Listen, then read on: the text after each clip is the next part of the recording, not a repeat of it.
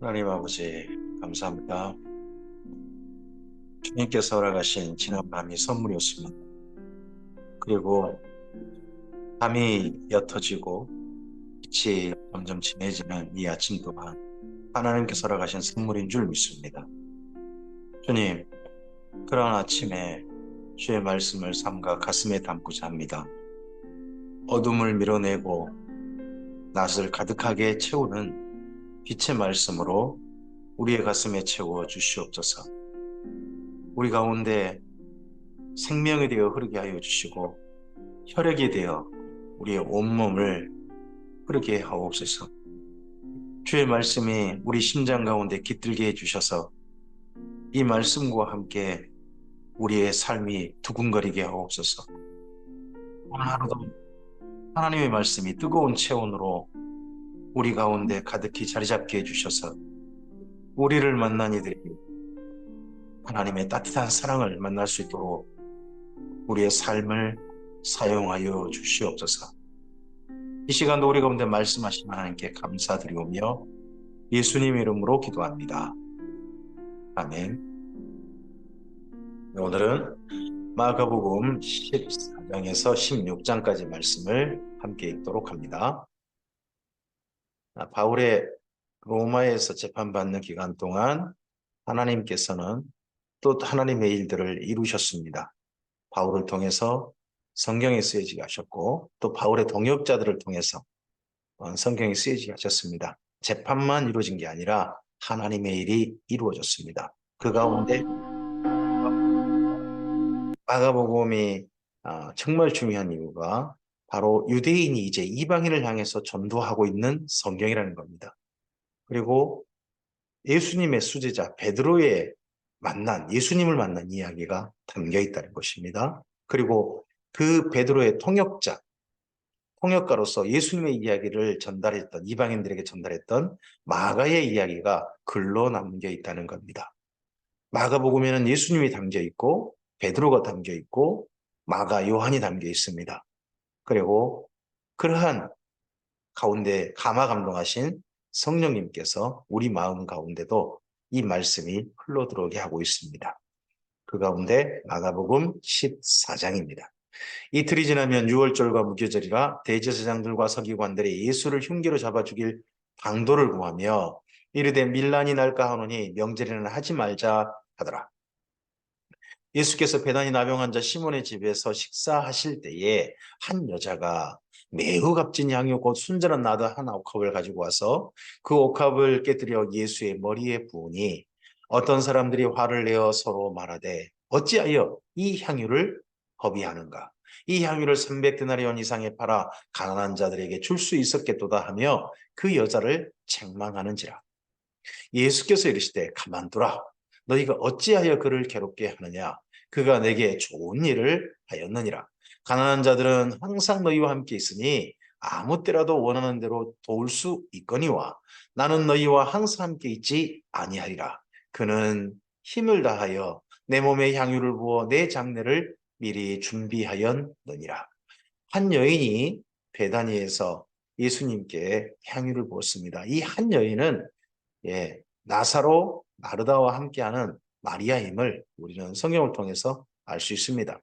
그 마리아의 향유 부음은 예수님께서 마지막 예루살렘에서 십자가 지시기 전에 큰 위로가 되었던 것 같습니다. 물론 마리아는 예수님의 장례를 미리 알고 했다고 할 수는 없습니다. 아무리 봐도 그러한 까닭으로 향유를 예수님의 머리 한 방울 떨어뜨리고 나머지 다 부은 것은 아닌 것 같습니다. 하지만 다들 예수님께서는 십자가를 바라보고 가시는데 마음이 심히 참 힘들고 어려우신데 누가 크냐? 내가 우편에 네가 좌편에 이러고 있는 제자들 틈바구니에서 또 예수님을 어떻게 하면 흠집을 낼까 하는 그 예루살렘 지도자들 틈바구니 속에서 이 여인의 행동은 크게 위로가 되었던 것으로 보입니다. 오늘 우리의 하나님을 향한 예수님을 향한 작은 섬김 그게 우리 하나님께는 큰 위로가 될지도 모릅니다. 오늘 우리 삶에 누군가의 작은 이야기가 하나님께서 우리에게 주신 선물이 될 수도 있을 것입니다. 이 하루 그런 선물을 받는 하루이길 바라고, 또 하나님께 우리도 모르게 하나님의 마음에 큰 기쁨이 되어지는 우리의 작은 파문이 일어나는 그러한 삶이 우리의 삶이길 바랍니다. 내가 진실로 너희에게 이르노니 온 천하에 어디서든지 복음이 전파되는 곳에는 이 여자가 행한 일도 말하여 그를 기억하리라 하시니라. 12 중에 하나인 가룟 유다가 예수를 넘겨주려고 대제사장들에게 갔습니다. 이 사건 후에 가룟 유다가 드디어 마음을 정합니다.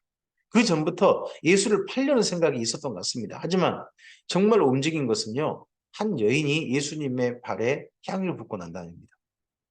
우리도 보면 어떤 사건이 계기가 되어져서 악으로 치우치든지, 어떤 사건이 계기가 되어져서 하나님께 확실히 마음을 정하든지 합니다. 이 여인의 행동이 도리어 예수님께서 그 여인에게 하셨던 그 모든 위로와 고마워하는 그 마음이 이 가룟 유다에게 나쁜 쪽으로 마음을 먹겠다는 거, 참 안타까운 거죠. 그들이 듣고 기뻐하여 돈을 주기로 약속하니 유다가 예수를 어떻게 넘겨줄까 하고 그 기회를 찾더라. 무교절의 첫날, 곧 유월절 양 잡는 날에 제자들이 예수께 여짜오되 우리가 어디로 가서 선생님께서 유월절 음식을 잡수시게 준비하기를 원하시나이까 하며, 원래는 무교절은 유월절 다음 날인데 유월절 준비하는 날인 그날을 유월절 첫날이라고 이렇게 표현해놔서 많은 사람이 좀 헷갈리게 좀 만들었습니다. 예수께서 제자 중에 둘을 보내시며 이르시되 성내로 들어가라. 그리하면 물 한 동이를 가지고 가는 사람을 만나리니 그를 따라가서, 여기 물 한 동이를 가지고 가는 사람 하면 이 사람이요 남성형으로 되어 있습니다. 물 한 동이를 가지고 가는 사람, 남자가 가져가는 겁니다. 그러면 좀 독특하죠. 보통 여자들이 물을 길러 오는데 남자가 길러 온 겁니다. 근데 또 여기 물 한 동이를 가져간 사람이 특별한 자세로 갔을 것 같습니다. 여인들이 마치 물을 가져가는 것처럼. 그러면 진짜 독특했겠죠. 이게 아마도 예수님과 여기 그 마간의 집하고 어떤 사인인 것 같습니다. 우리 집에 남자 하인을 보낼 겁니다. 그러면 그 남자 하인이 또 여인이 보통 물을 가지고 가는 것처럼 가져갈 겁니다. 그 사람 따라오면 저희 집입니다. 아마 이런 사인을 하지 않았나 싶습니다. 어디든지 그가 들어가는 그 집 주인에게 이르되 선생님의 말씀이 내가 내 제자들과 함께 유월절 음식을 먹을 나의 객실이 어디 있느냐 하시더라 하라. 그리하면 자리를 펴고 준비한 큰 다락방을 보이리니 거기서 우리를 위하여 준비하라 하시니, 이 집이 마가의 다락방이죠. 제자들이 나아가 성내로 들어가서 예수께서 하시던 말씀대로 만나 유월절 음식을 준비하니라. 이 마가복음을 쓴 분, 마가의 자기가 자기네 집이죠. 자기네 집을 이렇게 소개하고 넘어갑니다. 저 같으면 이 집 내 집이에요. 우리 집이에요. 하고 조금 살짝 좀 말 넘겨놓을 것 같은데 전혀 하지 않고 넘어갑니다.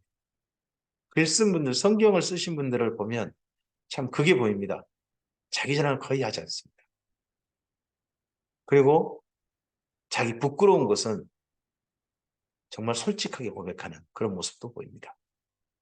저물매 그 12를 데리시고 가서 다 앉아 먹을 때에 예수께서 이르시되 내가 진실로 너희에게 이르노니 너희 중에 한 사람 곧 나와 함께 먹는 자가 나를 팔리라 하신데, 그들이 근심하며 하나씩 하나씩 나는 아니지요 하고 말하기 시작하니 그들에게 이르시되 12 중에 하나 곧 나와 함께 그릇에 손을 넣는 자니라.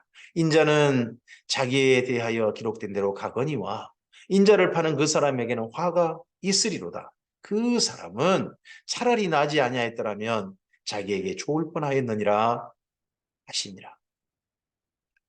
예수님께서 아마도 가룟 유다가 그 떡을 먹으려고 그릇에 손을 넣을 때 예수님도 함께 손을 넣어가지고 떡을 잡지 않았나 싶습니다. 그러면서 너잖아 하셨을 것입니다. 가룟 유다가 나는 아니지요. 그러면 네가 말하였다. 또 그릇에 손을 넣을 때 함께 손을 탁 넣으시면서 너잖아 하십니다. 무슨 뜻일까요? 지금이라도 마음 바꾸면 안 되겠니? 지금이라도 그만 멈추면 안 되겠니? 하시는 예수님의 가룟 유다를 향한 끝까지 배려하심이었을 겁니다. 그럼에도 불구하고 가룟 유다가 예수를 팔려는 생각을 버리지 못하고 끝까지 갑니다. 그러자 예수님께서 나중에 말씀하십니다. 네가 해야 할 일을 하라. 그 해야 할 일이 제자들이 짐작한 일과 예수님이 알고 있는 일은 다릅니다. 그 마음속에는 진짜 일을 알고 계신 거죠. 오늘 우리에게 예수님께서 너의 할 일을 하라 하시는데 그 일이 사탄에 감동된 일, 그게 가룟 유다인 거죠. 하지만 예수님께서 우리에게 말씀하신 내 할 일을 하라 하시는 일은 성령께서 감동하신 바로 그 일이기를 바랍니다. 그들이 먹을 때에 예수께서 떡을 가지사 축복하시고 떼어 제자들에게 주시며 이르시되 받으라 이것은 내 몸이니라 하시고 또 잔을 가지사 감사기도 하시고 그들에게 주시니 다 이를 마시매 이르시되 이것은 많은 사람을 위하여 흘리는 나의 피 곧 언약의 피니라. 예수님께서 이전에 성찬 어떤 그 유월절 음식을 드실 때나 제자들과 함께 음식 드실 때 또는 포도주를 마시면서 이렇게 말씀하신 적은 없었을 겁니다. 이날 특별하게 말씀하셨기에 이런 말씀하셨기에 베드로가 기억하고 있는 거죠. 이날 말씀 너무 특별했다. 포도주를 함께 축복하시고 기도해 주시고 그러시면서 우리에게 주시면서 하신 말씀이 언약의 피, 많은 사람을 위하여 흘리는 나의 피, 그 언약의 피다 라는 말씀을 하셨다 하고 기억하고 있는 거겠죠. 오늘 그래서 우리들도 성찬식을 하면서 그 제자들이 특별하게 들었던 예수님의 그 사랑의 말씀, 너를 위해서 흘리는 나의 피, 너를 위해서 주는 내 몸 하는 그 말씀을 우리도 성찬식을 통해서 다시 한번 마음에 담는 겁니다. 진실로 너에게 이르노니 내가 포도나무에서 난 것을 하나님의 나라에서 새 것으로 마시는 날까지 다시 마시지 아니하리라 하시니라.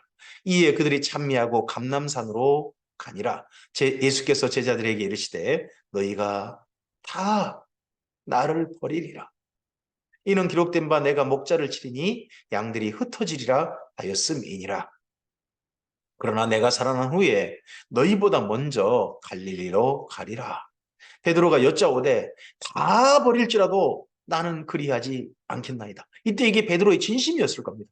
베드로는 정말 이럴 마음이었고 정말 이 마음은 한 점 부끄러움 없는 베드로의 진실한 순수한 마음이었을 겁니다. 그런데 예수께서 이르시되 내가 진실로 내게 이르노니 오늘 이 밤 달기 2번 울기 전에 다른 날도 아니고 오늘 지금 밤이에요. 오늘 이 밤 달기 2번 울기 전에 내가 3번 나를 부인하리라. 베드로가 힘있게 말하되 내가 주와 함께 죽을지언정 주를 부인하지 않겠나이다 하고 모든 제자도 이와 같이 말하니 지금 이 마가복음이 베드로의 증언 아닙니까? 자기가 그런 말 했나 봐. 예수님과 그 감람산에서 내가 이렇게 말씀드렸노라. 정말 힘있게 말씀드렸노라. 베드로가 자기의 솔직한 부끄러운 이야기를 이거 보고 우리가 보통 흑역사라고 그러지 않습니까? 흑역사인데 그걸 솔직하게 고백합니다. 그들이 겟세마네라 하는 곳에 이르매 예수께서 제자들에게 이르시되 내가 기도할 동안에 너희는 여기 앉아 있으라 하시고 베드로와 야고보와 요한을 데리고 가실새 심히 놀라시며 슬퍼하사. 마가복음엔요 제법 예수님의 감정 표현이 많습니다. 감정 표현.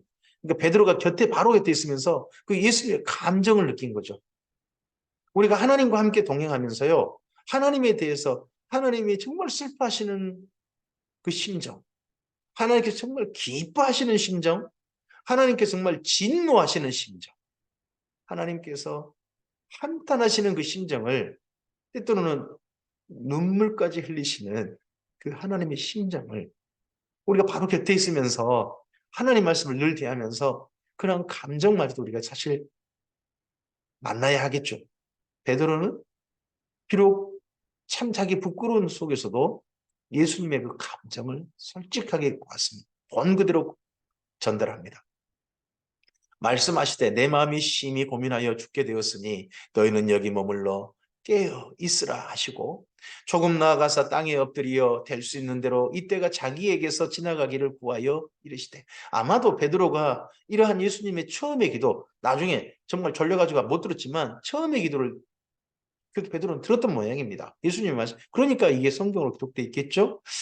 아버지여, 아버지께는 모든 것이 가능하오니 이 잔을 내게서 옮기시옵소서. 그러나 나의 원대로 마시옵고 아버지의 원대로 하옵소서 하시고 돌아오사 제자들이 자는 것을 보시고, 이때 잔 사람이 누굽니까? 베드로입니다. 자기입니다. 베드로에게, 다른 사람은 몰라도 자기에게 하신 말씀을 들었습니다. 베드로에게 말씀하실 때, 시몬아 자느냐? 내가 한 시간도 깨어 있을 수 없더니 시험에 들지 않게 깨어 있어 기도하라. 마음에는 원이로되 육신이 약하도다 하시고, 다시 나아가 동일한 말씀으로 기도하시고, 다시 오사 보신즉 그들이 자니 이는 그들의 눈이 심히 피곤함이라. 그들이 예수께 무엇으로 대답할 줄을 알지 못하더라. 어떻게 그냥 말씀드릴 수가 없어서, 드릴 변명거리가 없어서 그저 입 다물고 고개 푹 수그리고 그러고 있는 사람이 누구였겠습니까? 무엇으로 대답할 줄 모르는 그 사람이 바로 베드로였겠죠. 세 번째 오사 그들에게 이르시되 이제는 자고 쉬라. 그만 되었다. 때가 왔도다. 보라 인자가 죄인의 손에 팔리느니라. 여기 마가복음 처음 시작할 때 예수님께서 등장하실 때 공생의 사역할 때 뭐라고 합니까? 때가 찼고 하고 말씀 마가복음이 시작합니다. 근데 여기 마가복음 14장에서 십자가 지식이 바로 그럴 때 때가 왔도다. 일어나라 함께 가자. 보라 나를 파는 자가 가까이 왔느니라. 예수께서 말씀하실 때 곧 열둘 중에 하나인 유다가 왔는데 대제사장들과 서기관들과 장로들에게 파송된 무리가 검과 몽채를 가지고 그와 함께 하였더라. 예수를 파는 자가 이미 그들과 군호를 짜 이르되 내가 입 맞추는 자가 그이니 그를 잡아 단단히 끌어가라 하였는지라. 이에 와서 곧 예수께 나와 랍비하고 입을 맞추니, 이 모습을 다 지켜보는 사람이 누구였냐 그러면 베드로였죠. 가룟 유다가 끝내 예수님께 입 맞춥니다. 그래서 이 가룟 유다의 입맞춤은요, 많은 화가들에게 좋은 그림 소재라고 합니다. 오늘 우리가 하나님께 입맞춤, 하나님께 드리는 기도가 하나님께서 정말 마음 기뻐하시는 기도이길 바랍니다. 마음 아파하시고 보고 싶지 않은 기도가 아니라 정말 기뻐하시는 기도. 그들이 예수께 손을 대어 잡거늘 곁에 서 있는 자 중에 한 사람이 칼을 빼어 대제사장의 종을 쳐 그 길을 떨어뜨리니라. 자기가 했거든요. 그나마 그때 용감했던 사람, 그나마 예수님을 보호하려고 나섰던 사람은 베드로 한 사람밖에 없었습니다. 근데 베드로는 일부러 이때 자기 이름을 말하지 않습니다. 곁에 서 있는 자 중에 한 사람. 자기를 굳이 드러내려고 하진 않는 거죠. 예수께서 무리에게 말씀하여 이르시되 너희가 강도를 잡는 것 같이 검과 몽치를 가지고 나를 잡으러 나왔느냐? 내가 날마다 너희와 함께 성전에 있으면서 가르쳤을 때 너희가 나를 잡지 아니하였도다. 그러나 이는 성경을 이루려 함이니라 하시더라. 제자들이 다 예수를 버리고 도망하니라. 우리도 이날 예수님과 함께 있으면 저는 달랐을 것입니다. 아니요. 그날 우리도 똑같았을 겁니다. 다 예수를 버리고 도망합니다. 한 청년이 벗은 몸에 배 혼이불을 두르고 예수를 따라가다가 무리에게 잡힘에 배 혼이불을 버리고 벗은 몸으로 도망하니라. 이 청년을 누구라고 하느냐? 많은 분들이 마가 요한이라고 생각을 가지고 있습니다. 이 글을 쓰신 분, 이 글을 일단 또 예수님 베드로의 이야기를 증언을 통역해서 글로 써주는 이 마가 요한이 자기의 흑역사도 담는 겁니다. 아마도 이날 겟세마네 동산에 마가도 따라왔던 모양입니다. 그래서 자기의 정말 부끄러우니 나도 그날 여기 배혼유불이란 게요. 그 당시 유대인들의 겉옷이랍니다. 겉옷. 밤에는 이불처럼 쓰고요. 낮에는 겉옷으로 사용하는 그게 여기 유대인들의 보통 옷차림이라고 해요. 그러니까 겉옷을 벗어 던지고 붙잡히니까 속옷 차림으로 도망한 거죠. 벗은 몸이라는 것이 발가벗은 몸은 아닙니다. 속옷 차림으로 도망쳤다 하는 말입니다. 근데 이게 유대인들에게는 굉장히 부끄러운 행동입니다. 그들이 예수를 끌고 대제사장에로 가니 대제사장들과 장로들과 서기관들이 다 모이더라. 베드로가 예수를 멀찍이 따라 대제사장의 집 뜰안까지 들어가서 아랫사람들과 함께 앉아 불을 쬐다. 자기 이야기잖아요. 내가 그때 멀찍이 따라갔다. 가까이 가서 예수님을 어쨌든 구원하려고 한 게 아니라 어떻게 된가? 어찌할 수 없어가지고 용기가 더 이상 생기지 않아서 겁이 나서 뭐 하여튼 자기의 모든 마음을 담아서 멀찍이 따라. 대제사장들과 온 공회가 예수를 죽이려고 그를 칠 증거를 찾되 얻지 못하니 이는 예수를 쳐서 거짓 증언하는 자가 많으나 그 증언이 서로 일치하지 못함이라. 어떤 사람들이 일어나 예수를 쳐서 거짓 증언하여 이르되 우리가 그의 말을 들으니 손으로 지은 이 성전을 내가 홀고 손으로 짓지 아니한 다른 성전을 사흘 동안에 지으리라 하더라 하되 그 증언도 서로 일치하지 않더라. 대제사장이 가운데서 일어서서 예수께 물어 이르되 너는 아무 대답도 없느냐? 이 사람들이 너를 치는 증거가 어떠하냐 하되 침묵하고 아무 대답도 아니하시거늘. 이런 모습이 어디서 드러납니까? 이사야서에 그런 말씀이지. 이사야 53장에 그는 양 같아서. 양이 유대인들이 하나님께 제사 드릴 때요 죽잖아요. 근데 반항하지 않고 가만히 매하다가 그렇게 죽는데요. 도망치지도 않고. 대제사장이 다시 물어 이르되 내가 찬송받을 이의 아들 그리스도냐? 예수께서 이르시되 내가 그니라. 인자가 권능자의 우편에 앉은 것과 하늘 구름을 타고 오는 것을 너희가 보리라 하시니 나중에 유대인들이 정말 맨 마지막에 이 세상의 종말 때 유대인들은 끝까지 살아남을 겁니다. 그리고 그들이 하늘에서 강림하시는 예수님을 보고서 아, 우리가 정말 메시아를 죽였구나. 메시아를 우리가 배척했구나. 지금까지 그 메시아를 믿지 못할 자로 반대하고 끝까지 받아들이지 않았구나 하고 가슴을 치며 통곡하게 될 거라는 겁니다. 정말 유대인들은 보게 될 것이다. 대제사장이 자기 옷을 찢으며 이르되 우리가 어찌 더 증인을 요구하리요. 그 신성 모독하는 말을 너희가 들었다. 이 말이 정말 참말인데 예수님께서 하신 말씀이 정말 들어야 할 진리의 말씀이고 올바른 말씀이고 하나님께서 하시는 말씀인데 도리어 이 말을 이단이다 하고 말하고 있는 겁니다. 너희는 어떻게 생각하느냐 하니 그들이 다 예수를 사형에 해당한 자로 정죄하고 어떤 사람은 그에게 침뱉으며 그의 얼굴을 가리고 주먹을 치며 이르되 선지자 노릇하라 하고 하인들은 손바닥으로 치더라. 이 모습을 베드로가 다 봤습니다. 이 봤을 때 베드로 가슴이 얼마나 아팠겠습니까? 예수님을 갖다가 저 죽일 놈하고 때리는 그 사람도 그럴 거고 예수님께 더 모욕을 주려고 하인들은 손바닥으로 쳤다는 거예요. 베드로는 아랫뜰에 있더니 자기가 있었던 곳을 말합니다. 대제사장이 여종 하나가 와서 베드로가 불 쬐고 있는 것을 보고 주목하여 이르되 너도 나사렛 예수와 함께 있었도다 하거늘 베드로가 부인하여 이르되 나는 내가 말하는 것이 무엇인지 알지도 못하고 깨닫지도 못하겠노라 하며 앞들로 나갈세. 거기 있다가 집 밖으로 전부 나가는 겁니다. 이제 안으로 들어가는 게 아니라 나갈세. 여종이 그를 보고 곁에 서 있는 자들에게 다시 이르되 그 여종이 한 번 더 말했습니다. 이 사람인 그 도당이라 하되 저 예수와 같은 사람, 같은 패거리. 또 부인하더라.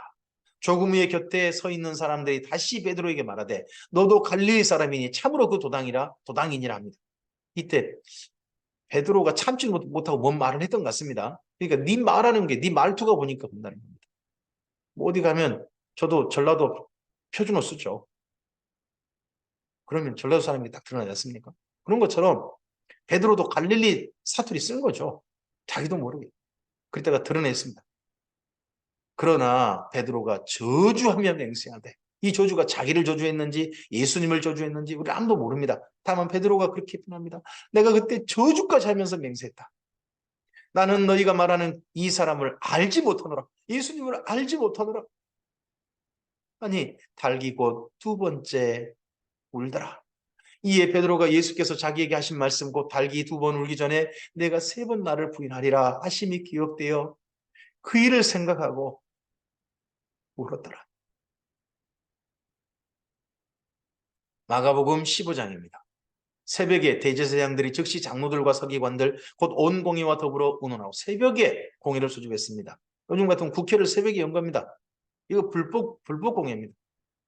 예수를 결박하에 끌고 가서 빌라도에게 넘겨주니 빌라도가 묻되 내가 유대인의 왕이냐? 예수께서 대답하여 이르시되 내 말이 옳도다 하시매 앞서 내가 그리스도냐? 내가 그로다. 내가 유대인의 왕이냐? 내 말이 옳도다. 예수님께서는 빌라도 앞에서나 대제사장 앞에서 참으로 자기 정체성에 대해서 부인하지 않으셨습니다. 있는 그대로 말씀하셨습니다. 대제사장들이 여러 가지로 고발하는지라 빌라도가 또 물어 이르되 아무 대답도 없느냐 그들이 얼마나 많은 것으로 너를 고발하는가 보라 하되 예수께서 다시 아무 말씀으로 대답하지 아니하시니 빌라도가 놀랍게 여기더라. 기이 여기더라. 어떻게 자기를 죽이려고 저렇게 말하는데 아무 말 안 하는가?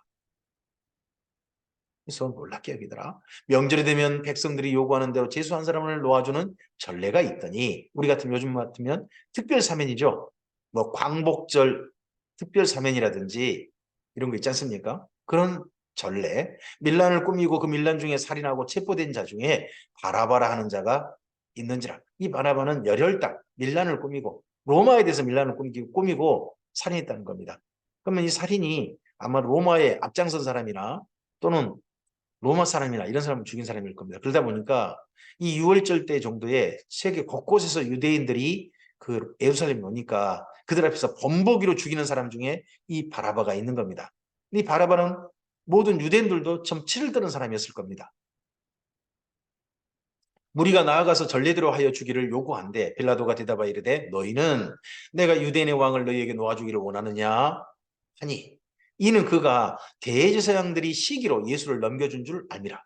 그러니까 빌라도도 예수님이 결코 죽일 자가 없다는 거 알고 있습니다.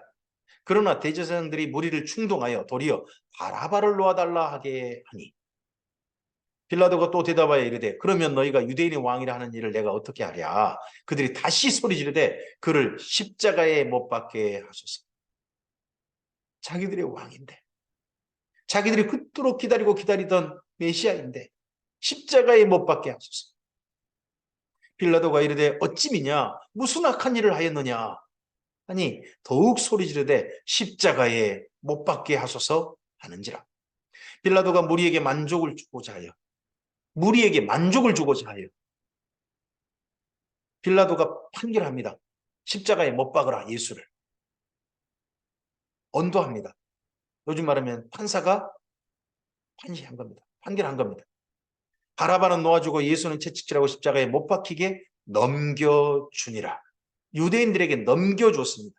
이방인에게 언도받고 예수를 실제 잡아 죽인 사람들은 대제사장이 대표로 가서 죽입니다. 대제사장의 군인들이 예수를 끌고 브라이도리온이라는 뜰 안으로 들어가서 온 군대를 모으고 예수에게 자색 옷을 입히고 가시관을 엮어 씌우고 격려하여 이르되 유대인의 왕이여 평안할지어다 하고 갈대로 그의 머리를 치며 침을 뱉으며 꿇어 절하더라. 희롱을 다 한 후 자색 옷을 벗기고 도로 그의 옷을 입히고 십자가에 못 박으려고 끌고 나가니라. 마침 알렉산더와 루포의 아버지인 구레네 사람 시몬이 시골로부터 와서 지나가는데 그들이 그를 억지로 같이 가게 하여 예수의 십자가를 지우고 있습니다. 구레네 사람 시몬이 시골로부터 왔다. 이제 구레네는 예루살렘에 비하면 사실 시골은 아닙니다. 훨씬 더 번화한 도시일 수도 있습니다. 로마의 기획 도시거든요. 근데 구레네 사람인데 사는 곳은 시골일지도 모르죠. 네, 시골로부터 와서 지나간다. 근데 이 집은 아프리카 쪽에서 살던 그런 유대인이라 구레네가 아프리카거든요. 이집트 바로 옆에 지중해하고 대서양 바로 그쪽에 있는 나라에 있던 도시입니다. 그러다 보니까 흑인 계열이 있을 것이다 하고 많은 분들이 그렇게 이해를 합니다. 근데 이가 아침 지나다가 예수님 십자가를 주고 가다가 이 가정이 초기 기독교에 정말 많은 분들이 존경하고 사랑하는 그런 가정이 됩니다. 바울도 이 가정에 대한 특별한 애정을 드러내죠. 로마서에 봅니다. 루포의 어머니는 나의 어머니라. 예수를 끌고 골고다라 하는 곳 번역하면 해골의 곳에 이르러 몰약을 탄 포도주를 주었으나 예수께서 받지 아니하시니라. 십자가에 못 박고 그 옷을 나눌 때 누가 어느 것을 가질까요? 제비를 뽑더라. 이게 어디에 있습니까? 이렇게만 말하면 시편을 읽어본 사람들은 연상됩니다. 저들이 나의 옷을 제비를 뽑나이다 했던 다윗의 시가 기억납니다. 때가 제3시가 되어 십자가에 못 박으니라. 3시 더하기 6을 하시면 현재 우리 시간이 됩니다. 그러니까 6시, 9시 정도인 거죠. 오전 9시 정도에 십자가에 못 박히셨습니다. 그 위에 있는 죄패에 유대인의 왕이라 썼고 강도들을 예수와 함께 십자가에 못 박으니 하나는 그 우편에 하나는 좌편에 있더라. 지나가는 자들은 자기 머리를 흔들며 예수를 모욕하여 이르되 아하 성전을 올고 사흘에 짓는다는 자여 내가 너를 구원하여 십자가에서 내려오라 하고 그와 같이 대제사장들도 서기관들과 함께 희롱하며 서로 말하되 그가 남은 구원하였을 때 자기는 구원할 수 없도다. 이스라엘의 왕 그리스도가 지금 십자가에서 내려와 우리가 보고 믿게 할지어다 하며 내려온다고 믿을까요? 그러면 정말 믿을까요? 함께 십자가에 못 박힌 자들도 예수를 욕하더라. 제6시가 되매 온 땅에 어둠이 임하여 제9시까지 계속하더니 오전 정오 12시부터 오후 3시까지죠. 제9시에 예수께서 크게 소리 지르시되 엘리 엘리 라마 사박다니 하시니 이를 번역하면 나의 하나님 어찌하여 나를 버리셨나이까 하는 뜻이라.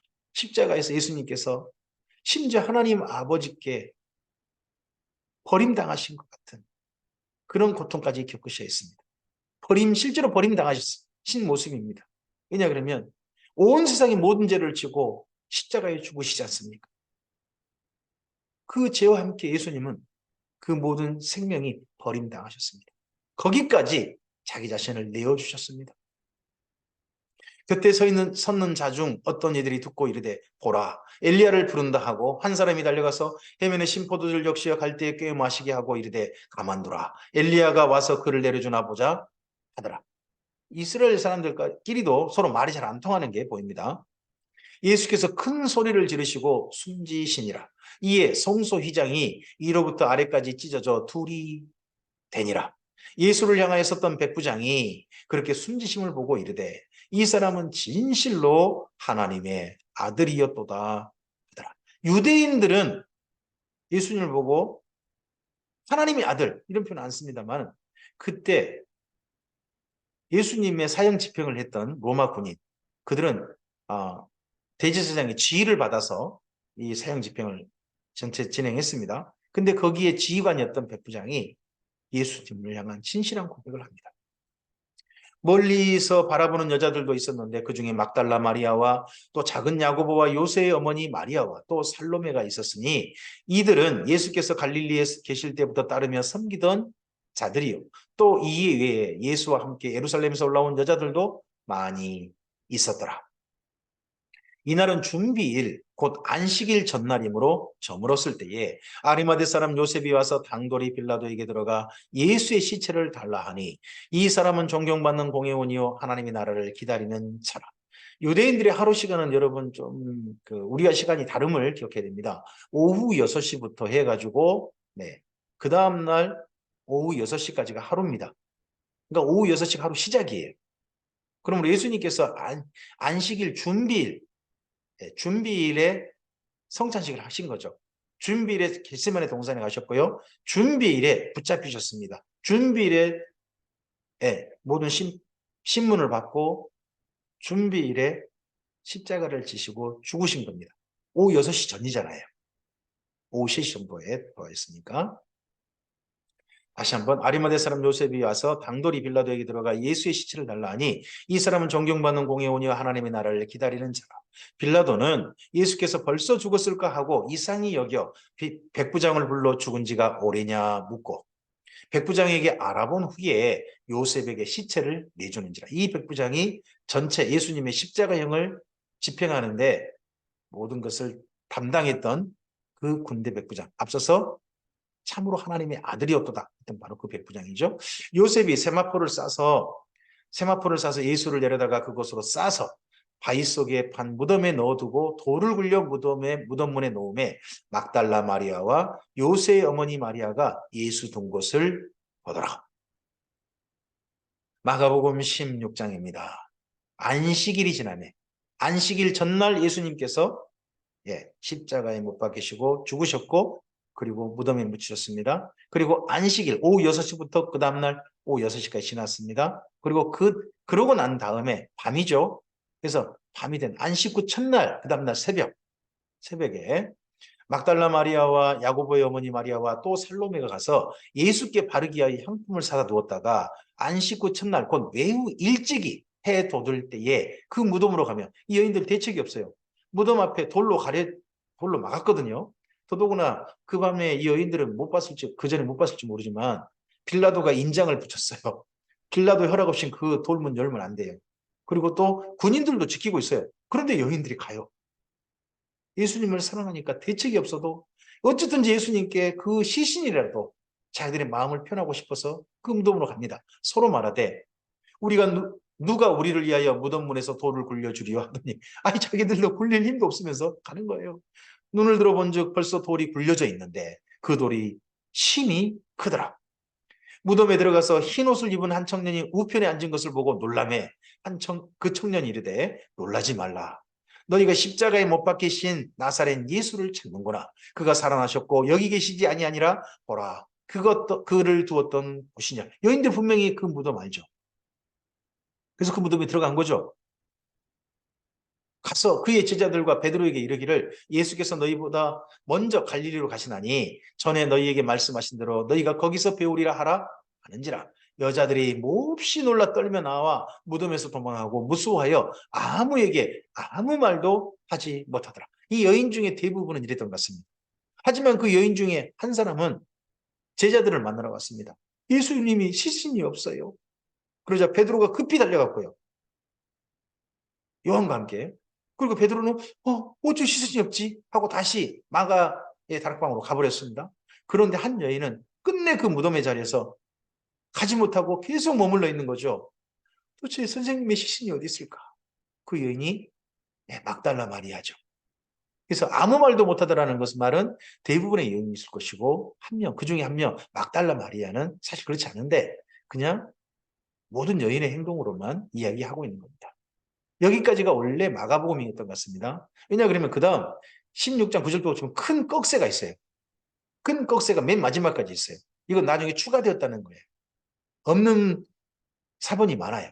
하지만 중요한 내용이어서 그대로 담습니다. 이 내용은 거의 누가복음 요약판처럼 되어 있습니다. 예수께서 안식 후 첫날 이른 아침에 살아나신 후 전에 7귀신을 쫓아내어 주신 막달라 마리아에게 먼저 보이시니 마리아가 가서 예수와 함께 하던 사람들이 슬퍼하며 울고 있는 중에 이 일을 알림해 그들이 예수께서 살아나셨다는 것과 마리아에게 보이셨다는 것을 듣고도 믿지 아니하니라.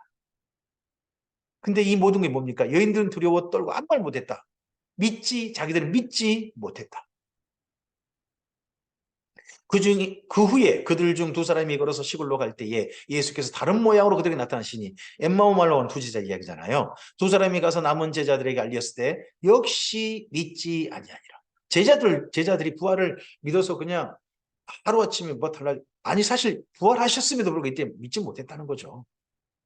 그 후에 11제자가 음식 먹을 때에 예수께서 그들에게 나타나사 그들의 믿음 없는 것과 마음이 완악한 것을 꾸짖으시니 이는 자기가 살아난 것을 본 자들의 말을 믿지 아니하니라. 제자들이 솔직하게 고백합니다. 그 예수님의 부활, 진짜 부활하신 예수님을 우리가 직접 만나기 전에는 우리도 믿지 못할 사건이었다. 당신들이 내가 이 말을 해도 믿지 못하는 거 나 충분히 이해한다. 우리도 그랬으니까. 하지만 이 일이 너무나도 명확한 사실이고 그런 예수를 받기에 내가 바로 오늘 여러분 앞에 있습니다 하고 베드로가 고백하겠죠. 그리고 마가 요한도 내가 그 예수님의 죽음을 다 지켜본 사람이고 그 죽음 곁에서 부활까지 보았던 사람입니다 하고 베드로 곁에서 통역사로 있겠죠. 또 이르시되 너희는 온 천하에 다니며 만민에게 복음을 전파하라. 믿고 세례를 받는 사람은 구원을 얻을 것이요 믿지 않는 사람은 정죄를 받으리라. 믿는 자들에게는 이런 표적이 따르리니 곧 그들이 내 이름으로 귀신을 쫓아내며 새 방언을 말하며 뱀을 집어올리며 무슨 독을 마실지라도 해를 받지 아니하며 병든 모든 사람에게 손을 얹은즉 나으리라 하시더라. 믿고 예수님의 여기 해야 될 일이 뭡니까? 만민에게 복음을 전파하는 겁니다. 만민에게 복음을 전파하기에 주어진 표적들입니다. 이 표적들은 은사는 아닙니다. 하나님께서 주시는 분명한 사건으로서 나타난 사실들입니다. 하지만 연속되지는 않아요. 어떤 사람에게 나타나는 경우들입니다. 그런 가운데서 그 예수님을 전하려다 보니까 말이 안 통한 사람에게 말이 통하게 하는 그런 새 방언도 하게 하셨습니다. 그게 오순절 성령 강림 때 사건이죠. 주 예수께서 말씀을 마치신 후에 하늘로 올려지사 하나님 우편에 앉으시니라. 제자들이 나가 두루 전파할새 예수께서 함께 역사하사 그 따르는 표정으로 말씀을 확실히 증언하시니라. 예수님께서 누구와 함께 하십니까? 하나님 우편에 앉으신 예수님께서 누구와 함께 하십니까? 말씀을 전하는 사람들입니다. 오늘 예수님의 이러한 말씀을 전하고 있는 베드로, 예수님 말씀을 전하는 마가 요한, 그들과 예수님께서 함께 하셨습니다. 지금도 오늘 우리와 예수님을 드러내는 우리와 함께 하실 것입니다. 그런 예수님 이야기가 오늘 우리 가슴에도 담겨지고 우리가 전할 하나님의 기쁜 소식, 복음이길 바랍니다. 하나님의 아들 예수 그리스도 복음의 시작이라 했던 마가복음이 바로 우리에게도 복음이 되어져서 사랑하는 사람들에게 전파되길 바랍니다. 오늘 여기까지입니다. 이런 말씀 후에 이제 이 다음에는 누가복음으로 이어지도록 하겠습니다. 바울을 위해서 도왔던 동역자 중에 마가 요한, 그리고 그 다음 누가의 이야기입니다. 누가는 또 어떻게 예수님 이야기를 증언할지 우리 그 다음 이야기에 함께 귀 기울여 보셨으면 좋겠습니다. 오늘 하루 우리 예수님의 복음이 우리의 가슴에서 복음이 되길 바랍니다. 이 예수님의 소식이 우리에게 참으로 기쁨이 되길 바랍니다. 부끄러웠던 우리가 우리 자신을 솔직하게 드러내면서도 기꺼이 전해야 될 이야기가 예수님 이야기이길 바랍니다. 오늘은 우리 가운데 감화감동하시는 영이 성령님이시길 바랍니다. 그 성령님과 함께 복된 하루, 주님께서 기뻐하신 하루로 나아가시기를 주님의 이름으로 축복합니다. 감사합니다.